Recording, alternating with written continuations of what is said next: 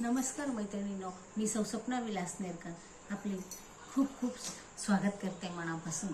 तर लोणच्याची रेसिपी आज मी तुम्हाला सांगणार आहे। सर्वात आधी लोणच्यासाठी कैरी, गावरानी कैरी ज्याला जी आवडत असेल ती, तर मी गावरानी कैरीचे लोणचे टाकते। गावरानी कैरी 2 किलो बाजारातून आणली, स्वच्छ धुवून तिचं वरचं काळं टोक काढून तिला सुऱ्याने मी स्वतः कापून घेतलेलं आहे। मस्त काजूसारख्या अशा फोडी तयार केलेल्या आहेत। त्यानंतर मी त्याच्यातली घाण काढून, कोया वगैरे काढून स्वच्छ साफ केलेले आहे।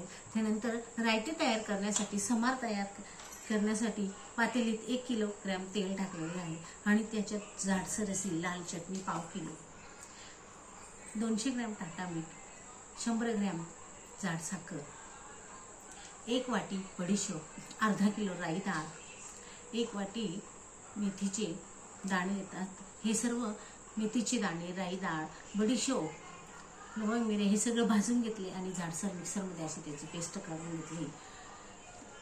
कडक तेलात 5 ते 7 अशा लसणाच्या मोठ्या पाकळ्या मिक्सरमध्ये पेस्ट करून मी लसणाची पेस्ट कडक तेलात टाकलेली आहे। आणि त्यानंतर सर्व मटेरियल टाकून लाल तिखट, 1 चमचा हळद, 1 चमचा हिंग आणि सगळ्या वस्तू मी त्याच्यात टाकून चाळले आणि त्यानंतर गार झाल्यावर या कैरी आणि समार एकत्र करून बरणीतच भरणार आहे।